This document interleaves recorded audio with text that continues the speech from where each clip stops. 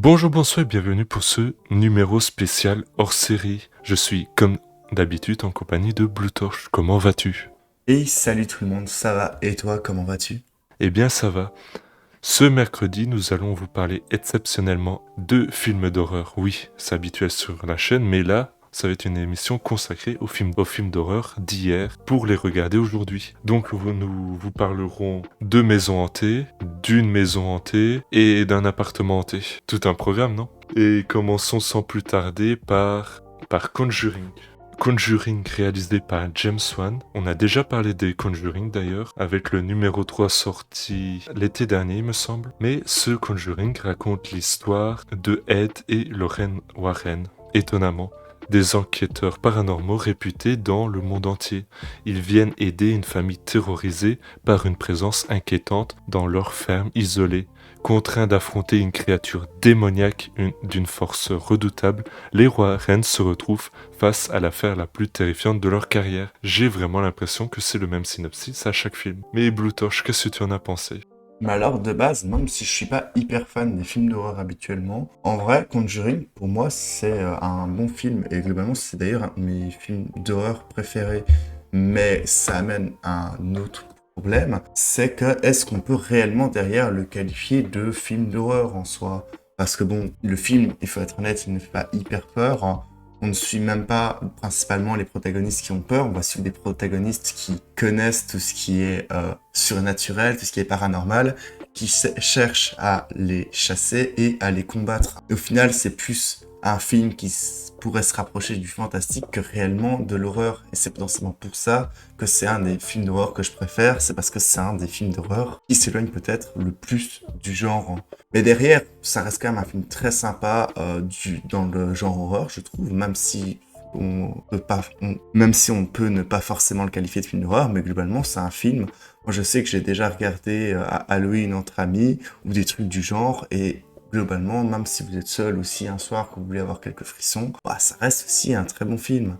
Derrière, le film reste quand même assez bien construit, reprend quand même bien quelques codes du film d'horreur, même si pas tous non plus, et du coup ça fait au moins qu'il n'est pas trop redondant avec d'autres films d'horreur, et qui, comme j'ai déjà dit, il prend le côté un peu original d'avoir des protagonistes qui essayent de combattre le côté horreur, et pas tant qui essayent de le fuir, contrairement à la plupart des films, et contrairement aux deux autres films dont on va parler plus bas. Je n'ai même pas plus à dire au final sur le film, hein. Le film est globalement pour moi un bon film. Alors globalement je le conseille. Je le conseillerais plutôt bien si déjà vous l'avez pas encore vu, ou même si juste vous voulez un petit film sympa à regarder entre amis le soir d'Halloween. Clairement un bon film qui met une plutôt bonne ambiance.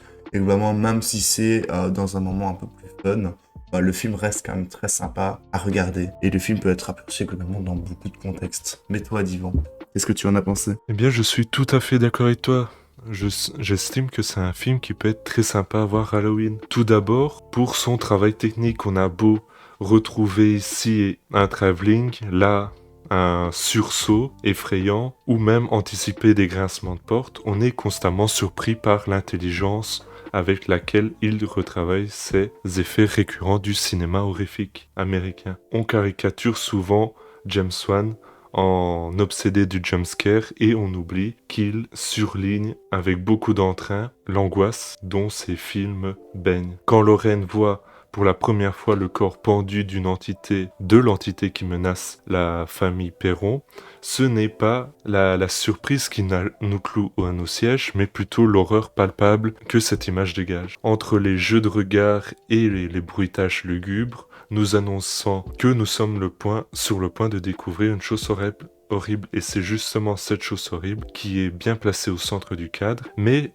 pourtant le découpage, la structure du récit refuse à chaque fois de nous montrer le visage du monstre, comme pour nous contraindre de nouveau au hors-champ et donc laisser notre imagination faire le travail. James Wan montre brillamment combien il a trouvé exactement la bonne distance entre, et là je suis pas d'accord avec toi, je trouve qu'il a une pléthore d'influences dans ce film, qui cite plus ou moins évidemment, de façon visible plutôt, entre ses influences, donc son sujet et la mise en scène qu'il travaille. Notamment, les textures sont très palpables, les couleurs se répondent et composent vraiment un tout très organique qui nous empêche de penser pendant tout le temps qu'on regarde, de douter de la cohérence de l'univers et d'à quel point nous sommes imprégnés dedans. Mais pour moi, la plus grosse réussite de Conjuring ne tient peut-être pas à l'impeccable agencement de ces ingrédients frissonnants, c'est plutôt Wan qui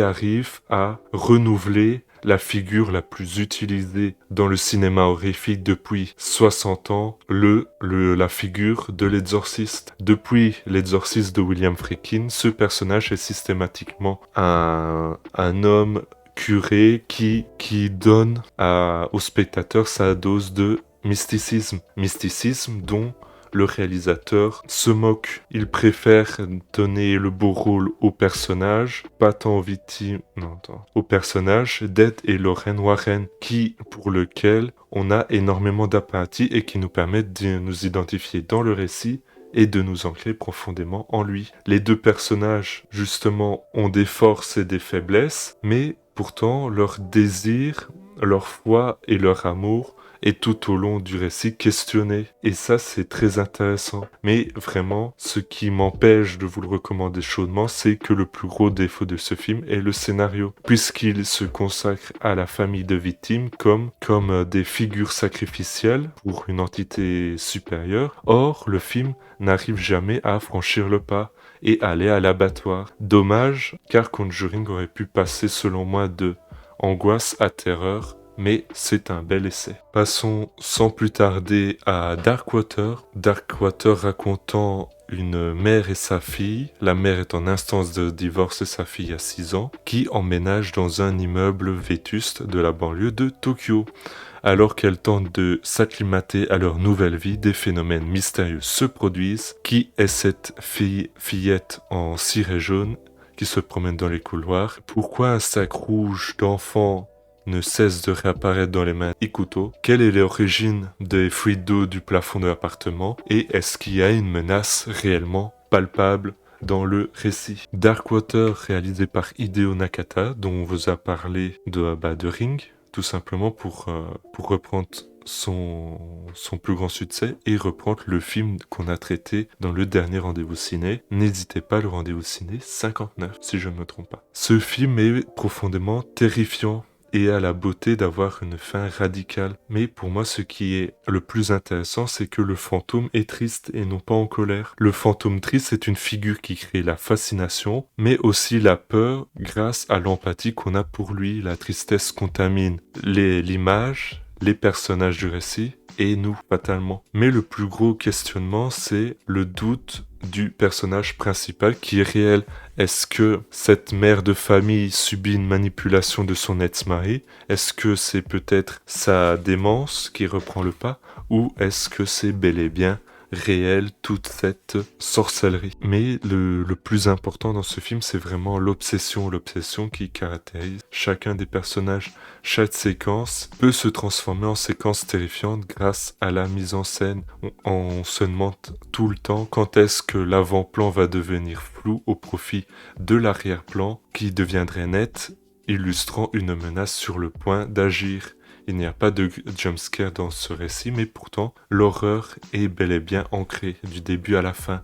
Je peux prendre la scène de l'ascenseur au tout début, où la mère donne la main à une gamine, et ensuite, le spectateur comprend que que la fille de Yoshimi sort de l'ascenseur tout en sentant la présence d'une main restant, ce qui crée instantanément l'angoisse et une terreur palpable. Ça permet de transformer l'anodin en terrifiant et c'est une belle réussite, selon moi. Mais Blue Torch, qu'est-ce que tu as pensé de ce film? J'ai pas spécialement grand-chose à dire sur ce film, je trouve assez classique au final dans le genre des films d'horreur. Même si, bah, évidemment, c'est un plus vieux film, il a certainement aidé un peu à construire certains codes du film d'horreur. Et ça, c'est assez normal que ça peut sembler plus redondant maintenant. Mais globalement, bah, genre, t'as parlé appartement hanté, tout ça, une famille qui emménage dans un nouvel endroit et il s'ensuit pas mal d'événements surnaturels, voilà. Bon, on n'est pas proche de l'originalité, là, mais bon. Mais derrière, j'ai quand même trouvé ce film assez sympa et pour un truc que tu as dit notamment, c'était le côté où le fantôme derrière, c'était un fantôme triste et pas un fantôme en colère. Et j'ai trouvé vraiment que c'était certainement un des points les plus réussis du film, jusqu'à dans sa fin qui est, je trouve, assez belle. J'irai pas dans les détails pour pas spoil, mais globalement, ça rend une certaine profondeur au récit qui est vraiment très intéressante derrière. Le film, du coup, j'ai trouvé assez sympa. Il y a pas non plus de problèmes gênants ou quoi dans le film. T'as parlé, la mise en scène est assez bien faite. Et le suspense est assez intéressant. Comme tu l'as dit, on ne sait pas forcément tout le temps quand est-ce qu'il va y avoir un événement d'horreur qui va se passer, quand est-ce que le film va vouloir nous surprendre. Le film est clairement pas mauvais et j'ai passé un bon moment à le regarder.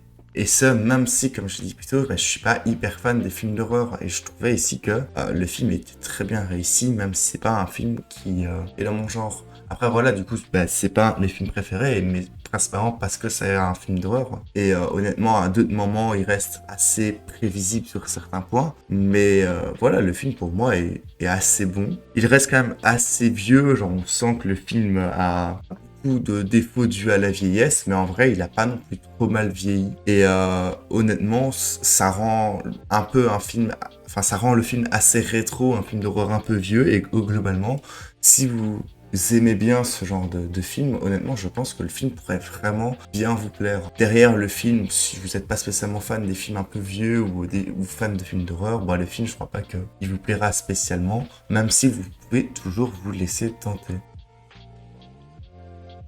Passons au troisième et dernier film de cette sélection, Houseu, A House, film de Nobuhiko Obayashi, racontant l'histoire d'une lycéenne rendant visite à sa tante malade en compagnie de 6 amis isolés dans une grande demeure au milieu de nulle part. Les jeunes filles assistent à d'inquiétants événements surnaturels une fois la nuit tombée. Qu'est-ce que tu en as pensé, Blue Torch? Alors, honnêtement, quand j'ai commencé le film, je me suis dit, mais qu'est-ce que je suis en train de regarder ici? Est-ce que je regarde vraiment le bon film créé pour le rendez-vous ciné? Et après, quand j'ai fini le film, je me suis demandé, mais qu'est-ce que j'ai regardé comme film? Non, honnêtement, ce film, je trouve, n'importe quoi. J'ai l'impression, en fait, que le film, c'est une blague, en fait. Un long métrage fait pour se moquer des films, se moquer des films d'horreur, genre vraiment un truc de dérision, une connerie du genre. Et en fait, j'avais vraiment pas l'impression que je regardais un film d'horreur en le regardant, j'avais même pas l'impression de regarder un film en fait. J'avais juste l'impression de regarder un cartoon un peu étrange et fait en live action. Donc derrière, honnêtement, j'aurais préféré regarder un épisode de Scooby-Doo alors que je suis vraiment pas fan de Scooby-Doo parce que les épisodes de Scooby-Doo, au moins, sont un peu mieux construits derrière. Non, vraiment, pour moi, ce film, c'est une grosse blague, en fait. Le film, je trouve même pas qu'il se prend au sérieux, personnellement. Et derrière, il y a même pas d'histoire, en fait. C'est, comme tu l'as dit, c'est juste des lycéennes qui vont dans le manoir de leur tante. Et derrière, il y a le côté un peu horreur. Et c'est globalement tout. Et honnêtement, quand le côté horreur commence, je trouve que ça monte encore plus dans l'absurde parce que limite j'avais même l'impression que c'était juste des filles qui criaient pendant 30 minutes non-stop. Et c'était que ça pendant tout le film. Et honnêtement, j'ai pas compris qu'est-ce qu'il voulait me raconter du coup le film. Le film m'a décroché, m'a perdu dès le début. Et c'était mort pour qu'il me reprenne parce qu'il faisait pas d'effort le film derrière. Vraiment, le film je le déteste même pas. Mais je trouve que le film c'est juste une blague quoi. C'est pas du tout un bon film. Et limite c'est un film d'horreur mais j'avais plus envie de rigoler devant que de réellement avoir peur quoi. Non, vraiment, pour moi, le film a rien de bon, quoi. Enfin, la seule chose qui pourrait être considérée comme bon dans ce film, c'est vraiment si le film a été construit dans le but d'être une parodie de film, d'être une parodie de film d'horreur. Et là, honnêtement, derrière le film, il y a de l'idée. Il serait pas exceptionnel, mais il y aurait quand même de l'idée. Et le reste, derrière, est vraiment pas fou. Et non, le film est juste bizarre, en fait. J'ai pas d'autres mots pour le décrire. Il est toi, Dion, peut-être plus d'inspiration pour décrire ce film? En fait, je suis très d'accord avec toi, c'est un film bizarre. Quand j'ai commencé le film, scène 1, je comprenais pas ce que j'ai regardé. Fin du film, j'ai pas compris ce que j'ai regardé. Et c'est justement ce qui est génial dans ce film, c'est un trip halluciné où la mise en scène hausse absolument tout. Chaque idée est pensée au maximum. Il y a une blague faisant référence à Buster Keaton et donc avec un personnage qui trébuche et s'assoit dans un seau. Et c'est fait en stop motion. Ça dure quoi, 10 secondes, mais c'est vraiment efficace. Et tout le long du récit, c'est ça, c'est des surimpressions, des aberrances chromatiques, une pléthore en fait d'effets de montage, de mise en scène, de réflexion du cadrage et tout ça, tant il est difficile de le décrire et d'en faire une critique à proprement parler. C'est une réelle expérience cinématographique qu'on pourrait peut-être qualifier d'expérimentale. Je suis pas tout à fait d'accord, mais c'est un vrai plaisir cinéphile. C'est un film que vous ne verrez pas ailleurs, en fait. Il a peut-être innervé d'autres cinéastes, d'autres films dont vous appréciez les constructions, peut-être, je ne sais pas. Mais en tout cas, il est unique en son genre. C'est vraiment un truc. Oui, c'est un truc. L'histoire, comment définir ça? C'est littéralement le synopsis, c'est une bande de gamines qui se retrouvent dans une maison hantée et ça se passe pas de la meilleure des manières. Et pourtant ça surprend à chaque séquence, chaque plan est original et crée une réelle narration par l'image, par le fait de, comment je peux dire ça, par le fait de sa construction et de créer une histoire par le visuel plutôt que par l'écriture. Et malgré tout ça, le film, il dure 1h20, 1h30 peut-être. Et donc, on n'a pas le temps de s'ennuyer. Tout est extrêmement rapide et c'est vraiment un trip halluciné. Je ne saurais pas comment mieux le décrire. J'ai cherché un peu sur internet de voir quel est le retour des gens. Et c'est un film peu connu, vraiment, ça me surprend pas du tout. Mais d'après ce que j'ai vu, c'est considéré comme un classique du genre. Et donc, je suis surpris dans tous les sens du terme concernant ce film. J'espère que cette petite sélection de films horrifiques vous a plu. Si vous voulez en connaître d'autres, bah, n'hésitez pas à regarder le précédent hors-série qu'on a fait consacré à ce sujet. Et voilà. C'est la fin de l'émission, je tiens à vous remercier de l'avoir suivi. Si vous voulez soutenir la chaîne, vous pouvez vous abonner pour ne rater aucune émission, partager nos émissions rigolotes de préscolarisation pour les faire découvrir à vos amis. Vous pouvez également laisser un petit pouce bleu avec un beau commentaire ou suivre nos comptes Twitter @ciné, l'actualité du cinéma et de notre petite chaîne YouTube. Merci Bluetosh d'avoir participé. De rien, avec plaisir comme toujours. On se retrouve la semaine prochaine. Salut. À plus.